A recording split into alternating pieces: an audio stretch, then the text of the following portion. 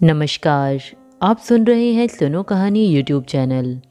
कल हमने मालती जोशी जी द्वारा लिखित कहानी पिया पीर ने जानी का पहला भाग सुना था। तो चलिए आज हम उसका आगे का भाग सुनते हैं। इन रिश्तों में अगर जरा भी दम बाकी होता न विकास, तो लड़कियां अपने आप को इतना असुरक्षित, इतना असहाय न समझती। अपनों पर जरा भी भरोसा होता तो बाहर आश्रय न खोजती, पर उन्हें तो हमेशा यही लगता रहा कि वे इस घर पर बोझ हैं। दोनों ने अपने अपने ढंग से इस बोझ को हल्का कर दिया। अब उन्हें भूल जाओ। विकास चुपचाप उठ गया। पीछे पीछे विभा भी। उनके कमरे से बाहर जाते ही ये फट पड़े। 1000 मील की दूरी से किराया खर्च करके वे दोनों आए थे, पर तुम ढंग से बात भी न कर सकी। क्या सोचा होगा उन लोगों ने? जो लोग मातम पुरसी करने आते हैं वे इस तरह जख्मों पर नमक नहीं छिड़कते। इस समय रसिका का प्रसंग उठाने की क्या ज़रूरत थी? लेकिन इन सब के लिए तो रसिका की शादी ही सबसे बड़ी ट्रेजेडी है। बेचारी लतिका, वह तो यूं ही मारी गई। किसी की आंखों में 2 बूंद आंसू तक नहीं आए। रोने लायक मौत हो तो आदमी रोता भी है। यहाँ तो कोर्ट कचहरी करते करते दम फूल गया। लोगों की 4 बातें सुननी पड़ती हैं सो अलग। दोनों ने कहीं मुंह दिखाने काबिल नहीं रखा। इससे तो मैं निसंतान ही रह जाता तो अच्छा था। कम से कम यह मनस्ताप तो न झेलना पड़ता। भगवान ने तुम्हारी सुन ली है, निसंतान ही हो गई हो अब तुम। यही वर थोड़ा जल्दी मांग लेते तो अच्छा था। लड़कियों के पर निकलने से पहले ही हिसाब साफ हो जाता। तुमसे तो बात करना ही बेकार है। अपने साथ दूसरों का दिमाग भी खराब करती हो। इस घर को तुमने कभी ठीक से समझा ही नहीं। खुद भी दुखी होती रही, लड़कियों के मन में भी जहर बोती रही। इसलिए आज यह दिन देखना पड़ रहा है। शुरुआत में सचमुच मैं इस घर को, इन लोगों को जान नहीं पाई थी, पर वह बहुत पुरानी बात है। अब तो सबका भीतर बाहर जान गई हूँ। उन दिनों हम माँ बेटी पुश्तैनी मकान के 1.5 कमरे में गुजारा कर रही थी। बाकी मकान छोटी जीजी की शादी में ही बिक चुका था। हर लड़की की शादी में अम्मा का कुछ न कुछ बिकता ही गया। बड़ी जीजी की शादी में मकान पर शामत आई थी। उमा की शादी में अम्मा का गहना गुरैया बिक गया। अब तो अम्मा के पास बेचने को भी कुछ नहीं रह गया था। इसलिए मेरी शादी की आशा दुराशा मात्र रह गई थी। उल्टे मुझे गुजारे के लिए नौकरी करनी पड़ रही थी। उसी दौरान एक दिन शांति बुआ अचानक घर पधार गई। शांति बुआ रिश्तेदारों में सबसे अमीर हस्ती थी, इसलिए उनका रोबदाब भी काफ़ी था। जिसके यहाँ जाती वही धन्य हो जाता। अम्मा भी उनके स्वागत में बिछ बिछ गई। अपने स्वागत सत्कार से प्रसन्न होकर बुआ बोली, भाभी, रमा की शादी वादी करने का इरादा है कि नहीं? जिंदगी भर क्या उसकी कमाई के लालच में घर में बिठा कर रखोगे? ईश्वर जानता है बीबी जी, मुझे रात दिन सिर्फ उसकी शादी की ही चिंता लगी रहती है। लेकिन कोरी चिंता करने से क्या होता है? कमर में तो एक तांबे का धेला भी नहीं है। सेंत मेत में कोई ब्याह ले जाए तो मैं आज विदा कर दूं। मुझे अपनी चिंता नहीं है। मैं तो किसी मंदिर के ओसारे में भी दिन काट लूँगी। किसी का खाना बनाकर गुजारा कर लूँगी। बस यह बोझ कोई मेरे सिर से उतार ले। ईमानदारी से कह रही हो? चाहे जिसकी कसम ले लो। सच्चे मन से कह रही हो तो ठीक है। वंदना का जेठ कुंवारा बैठा है, कहो तो बात चलाऊं। कुंवारा है कि दुआजू है?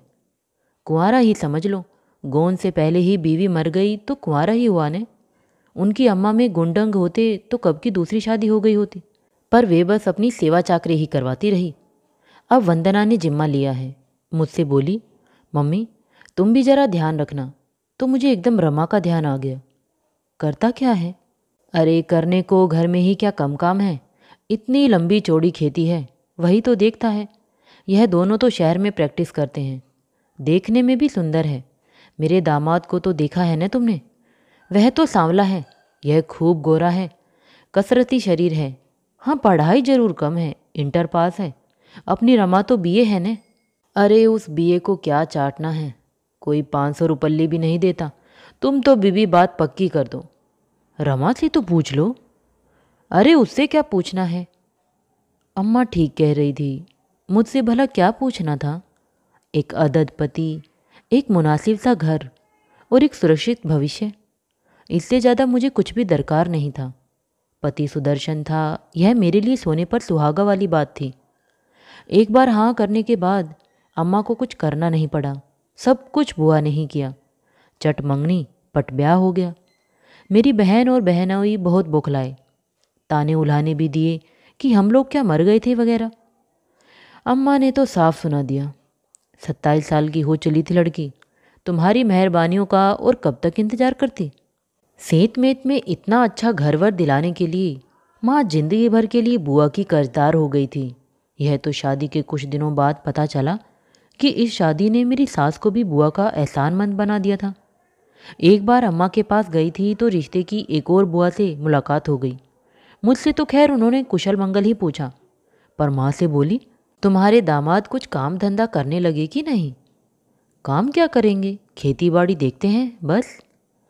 बुआ फिक से हंस दी, बोली, शांति बड़ी चतुरो है भाभी, उसने अपनी बेटी के सिर की बला तुम्हारी बेटी के सिर डाल दी। मतलब? अरे निठल्ला मुस्टंडा आदमी दिन भर घर में बैठा रहता है तो किसे अच्छा लगता है। वंदना तो गांव जाने से भी डरती थी, पर सास भी क्या करे, ढंग का कोई रिश्ता ही नहीं मिल रहा था। तभी फिर शांति को जिम्मा सौंपा गया। पता है इस शादी के इनाम में वंदना को क्या मिला? सास ने अपनी 3 तोले की मटर माला उसे दे दी है। अम्मा ने यह किस्सा मुझे सुनाया था, पर उस समय विश्वास नहीं हुआ। लगा कि सारे रिश्तेदारों की तरह वे भी शांति बुआ से खार खाए हुए हैं। मुझे इतना अच्छा वर मिल गया है तो अब मुझसे भी जलने लगी हैं। उन दिनों तो मेरे पैर जमीन पर नहीं पड़ रहे थे। दिन और रात हम लोग रास रंग में डूबे हुए थे। शादी के 10वें महीने में मैंने रसिका को जन्म दिया। गोरी चिट्टी गोल मटोल सी गुड़िया ने सबका मन मोह लिया, पर उसके पिता बहुत निराश हुए। उन्हें बेटे की कामना थी, इसलिए साल भर के भीतर मुझे फिर गर्भ धारण करना पड़ा। वंदना को पता चला तो वह मुझे शहर ले गई।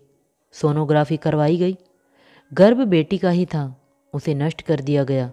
मेरे संस्कारी मन को यह अच्छा नहीं लगा, पर वंदना ने समझाया, तुम्हें बेटा चाहिए न दीदी, फिर उसकी आस में लड़कियों की संख्या बढ़ाने से क्या फ़ायदा। पहले ज़माने में तो लोग निरुपाय थे, पर अब तो सारी सुविधा है, उसका फ़ायदा उठाना चाहिए। 6 महीने बाद फिर इसी बात की पुनरावृत्ति हुई। नर्सिंग होम से लौटते हुए वंदना बोली, दीदी अब साल भर जरा सब्र करो, बार बार यह सब करना ठीक नहीं होता। अब तुम भी थोड़ा आराम करो और दूसरों को भी मौका दो। यह बात कहते हुए उसका चेहरा रक्तिम सा हो आया। मैं समझ गई। 6 महीने बाद ही विश्वास का जन्म हुआ। वंदना को बेटी की चाह थी, पर ईश्वर ने उसकी यह इच्छा पूरी नहीं की। ईश्वर मेरे साथ भी तो यही छल कर रहा था।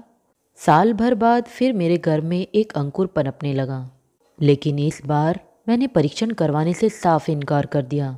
कह दिया कि अब जो भी मेरे भाग्य में है होने दो। इस पर वंदना ने भी एक शर्त रख दी। बोली, लड़का हो या लड़की, दीदी यह तुम्हारा आखिरी बच्चा होगा। मुझे बच्चों की संख्या बढ़ाने में कोई रुचि नहीं थी, पर जब यह बात मुझ पर आदेश की तरह तारी की गई तो मेरा मन रोष से भर उठा। मुझे आशा थी कि कम से कम इस बार अम्मा जी वंदना के विरोध में खड़ी होंगी, पर उन्होंने भी मुझे चौंका दिया। जैसे ही लतिका का जन्म हुआ, उन्होंने फतवा जारी कर दिया कि इसकी कोख से भी माँ की तरह लड़कियां ही पैदा होंगी। लड़के की आशा करना व्यर्थ है। ये जरा भी राजी नहीं थे, पर देवर ने समझाया, भाभी की हालत अब ऐसी नहीं है कि वे और प्रसव को झेल सकें। कल को कुछ हो गया तो लड़कियां अनाथ हो जाएंगी। वंदना ने नुक्ता जोड़ा, लड़का हो या लड़की, पालने तो हमें ही है न, हमारे तो समझ लो कि 5 हो गए। यह बात उसने सामने तो नहीं कही, पर इस ढंग से कही कि हम तक पहुंच ही गई। पहली बार अपनी पराधीनता का बोध हुआ। लतिका के जन्म के कुछ समय बाद ही हम लोग हमेशा के लिए देवर के पास शहर में आ गए। गांव की जमीन और घर दोनों बेच दिए गए। देवर ने शहर में यह शानदार बंगला बनवाया था। एक 3 मंजिला नर्सिंग होम वे बनवा रहे थे, और नर्सिंग होम सिर्फ सीमेंट लोहे से तो नहीं बनता। उसके लिए उपकरणों की आवश्यकता होती है, फर्नीचर की ज़रूरत होती है, इसलिए पुरखों की जायदाद बेच दी गई। इस तरह हमेशा के लिए देवर के यहाँ आकर रहना मुझे अच्छा नहीं लगा था, पर कोई उपाय नहीं था। एक तो सारे फैसले अम्मा जी करती थी, उन पर अपील की गुंजाइश नहीं थी। दूसरे, वंदना ने दबी जबान से यह जता दिया था कि 2 घरों का खर्च झेलना उन लोगों को बहुत भारी पड़ रहा है, इससे तो अच्छा है सब लोग एक साथ रहें। इस शानदार बंगले में निचले तल्ले का यह कमरा और उससे लगी बालकनी हमारे हिस्से में आई थी। पिछले कई सालों से मेरी दुनिया इसी में सिमट कर रह गई थी। अम्मा जिंदा थी तब एक आध बार उनसे मिलने के बहाने चली भी जाती थी। उनकी मृत्यु के बाद तो मैं भी इसी चार दीवारी में कैद होकर रह गई। बहनें इस घर की रईसी से खौफ खाती थी। बहनोई इनके निठल्लेपन का मजाक बनाते थे, इसलिए उन लोगों से भी नाता जैसे टूट ही गया। देवर ने हमारे साथ कोई अन्याय नहीं किया। हमारा जो भी हिस्सा बनता था हमारे नाम बैंक में जमा करवा दिया। वे तो लड़कियों के नाम की एफडी भी करवाना चाहते थे, पर लड़कियों की दादी और पिता दोनों ने इस बात का विरोध किया। मेरे या लड़कियों के नाम कहीं 5 पैसे भी जमा नहीं हो सके। इतना सारा रुपया अनायास पाकर इनका दिमाग कुलांचे भरने लगा। ये पूंछों पर ताव देकर नित नई योजनाएं बनाने लगे। लड़कियां जब छोटी थी तो उन्हें हम सिखाते थे, what is your father? My father is a businessman. बहुत सालों बाद रसिका ने एक दिन अचानक पूछ लिया था, माँ, डैडी एग्जैक्टली क्या बिजनेस करते हैं? दुर्भाग्य यह था कि रसिका जब तक यह प्रश्न पूछने लायक हुई, इनके सारे बिजनेस फ्लॉप हो चुके थे। सारा पैसा 3-13 हो गया था।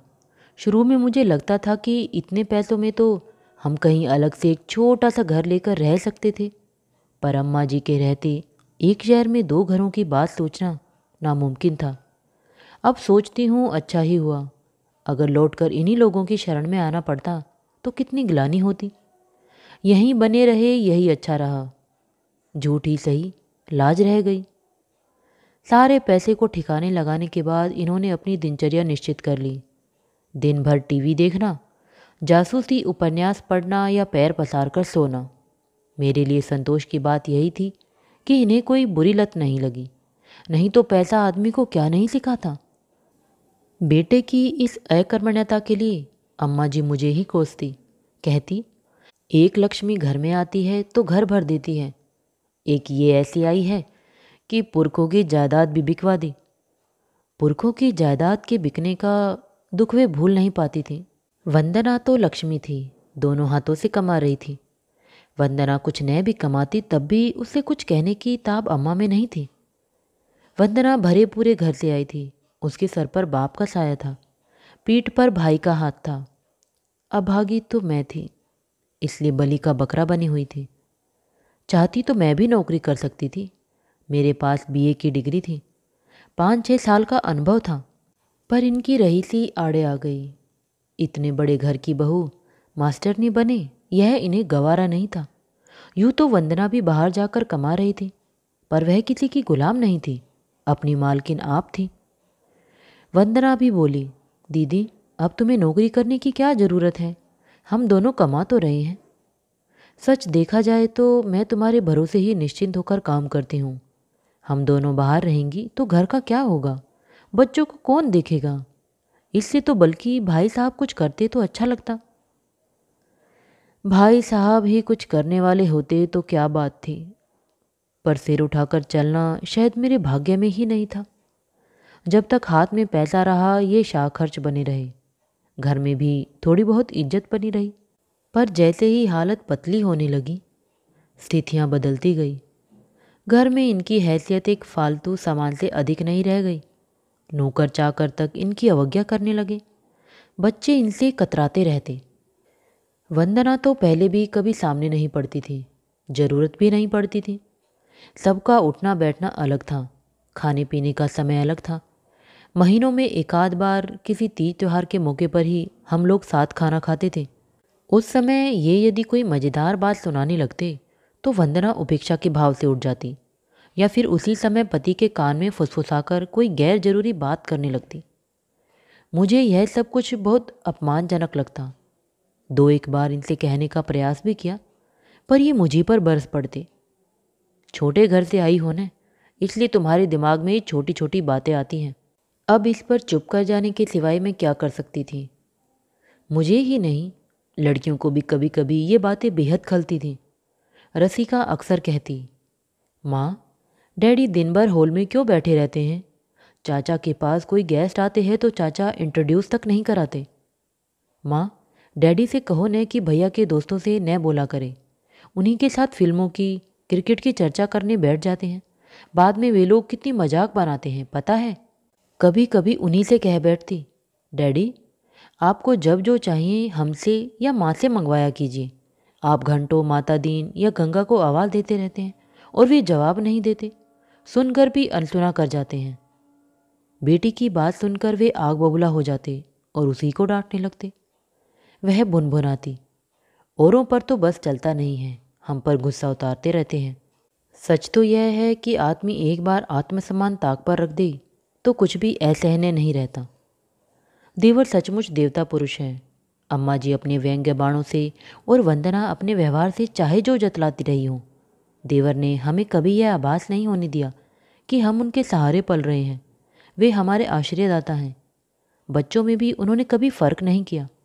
मेरे बच्चों ने हमेशा अच्छे स्कूलों में शिक्षा पाई, अच्छा पहना, अच्छा खाया। खाने की तो खैर कोई समस्या ही नहीं थी, रसोई मेरे ही जिम्मे थी, पर और भी कभी किसी चीज़ का अभाव महसूस न होने दिया। जब भी मौका लगता वे चुपचाप 100-200 मेरे हाथ में दे जाते। इस बात का पता न कभी उनकी बीवी को लगा न मेरे पति को।